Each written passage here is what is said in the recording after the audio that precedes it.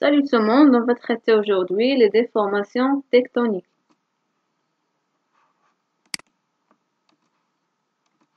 Alors, la tectonique correspond aux phénomènes qui sont responsables des déformations des roches après leur formation. Alors, on va répondre aux questions suivantes. Quels sont les principaux types de déformations et quelle est la relation entre les déformations et la tectonique des plaques? Donc, on a deux types de déformations, soit des déformations souples ou bien ductiles, et des déformations cassantes.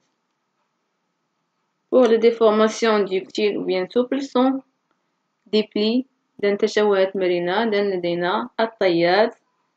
Ces plis-là affectent des couches ou bien les roches moins rigides. Pour les déformations cassantes أي التشوهات الانكسارية on a les failles أي الفوالق. Ces failles-là affectent des couches rigides. Alors, commençons par les déformations cassantes. التشوهات الانكسارية.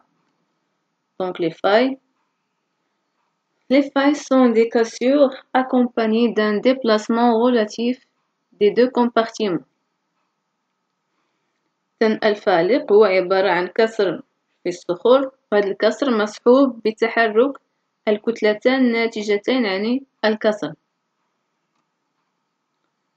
Maintenant, quels sont les composants d'une faille? Alors, on a le compartiment soulevé, الكتلة مرفوعة, et le compartiment abaissé, الكتلة المخفوضة. On a aussi la surface de faille, أي سطح الفالق.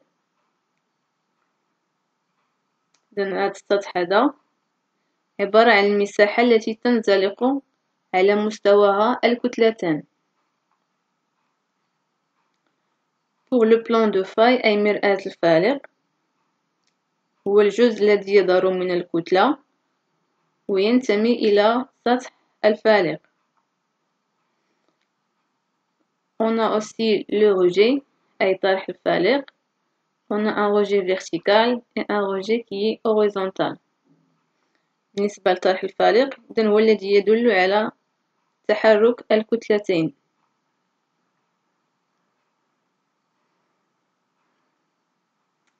Alors, en fonction du déplacement des blocs, on distingue trois types de failles. Premièrement, une faille normale, أي فالق عادي. Donc, on voit que le plan de faille il est oblique et le déplacement incliné. On remarque aussi l'éloignement des deux compartiments. Cette déformation résulte d'une extension d'un فالق عادي ينتج عن قوى تمددية.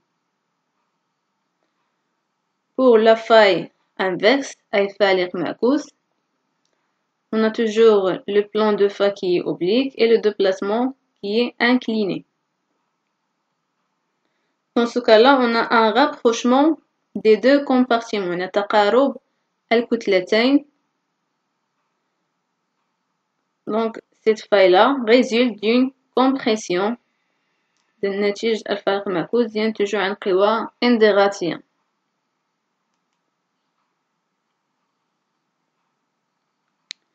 Troisièmement, les failles de décrochement أي انقلاع.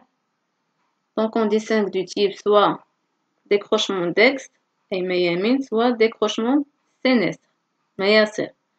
Pour le décrochement en général, c'est un type de faille dont le plan de faille il est vertical ou bien oblique. Dans ce cas-là, il est oblique. Et on a un déplacement horizontal.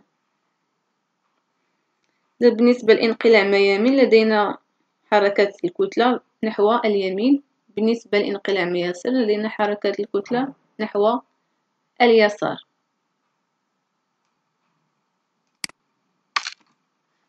On passe maintenant au pli.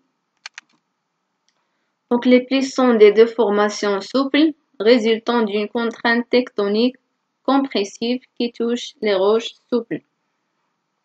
إذن الطيات عبارة عن تشوه تكتوني مرن، لأن هذا التشوه ناتج عن قوى انضغاطية. Un pli peut être convexe ou bien concave. Convexe, c'est-à-dire anticlinal, d'un طية محدبة. Donc pour un pli anticlinal, on a l'ensemble des couches dont la courbure est dirigée vers le haut.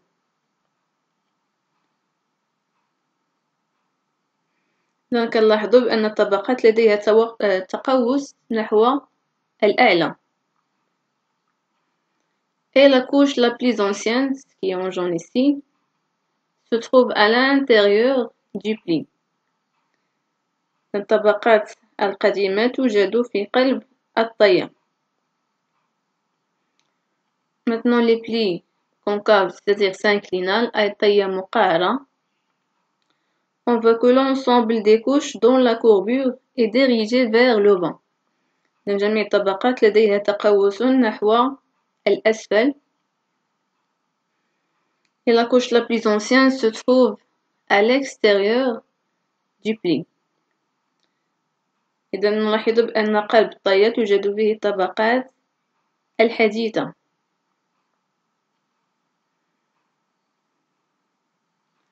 Alors quels sont les composants d'un pli?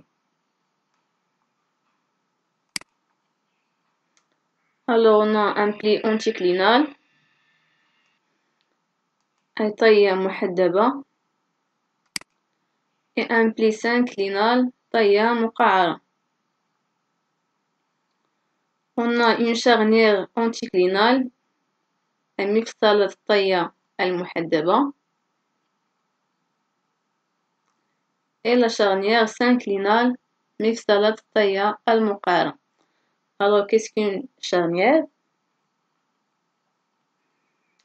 إذا المفصلة ou bien la charnière correspond à la zone de courbure maximale. المفصلة هو الخط الذي يربط بين النقاط ذات التقوس الأقصى. Ensuite la surface axiale أي المساحة المحورية. Donc c'est une surface qui est imaginaire reliant les charnières des couches constituant d'un pli. بالنسبة لهذه المساحة المحورية هي مساحة خيالية تربط بين مفصلات الطبقات المكونة للطية. On a aussi les flancs du pli, جانب الطية. Alors c'est une partie de part et d'autre de la charnière. بالنسبة لجانب الطية هو جزء من الطية الموجود بين مفصلة الطية المحدبة وبين مفصلة الطية المقعرة. Et on a l'axe du pli أي محور الطية.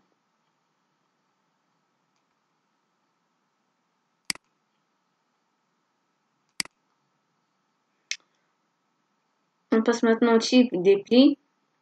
On a premièrement un pli droit أي طية مستقيمية. Donc ce pli-là, on a le plan axial qui est vertical et les deux flancs ont le même pendage mais au sens de sens opposé. Ensuite, pli déjeté, c'est une pli qui a un plan axial légèrement incliné et les deux flancs ont un pendage différent. Pli en genou أي طية ركبية. Le plan axial est toujours incliné. Elle a un flanc qui est vertical et l'autre flanc qui est incliné. Et enfin, on a un pli couché أي طية راقدة, dont le plan axial est presque horizontal et les flancs aussi sont presque horizontaux.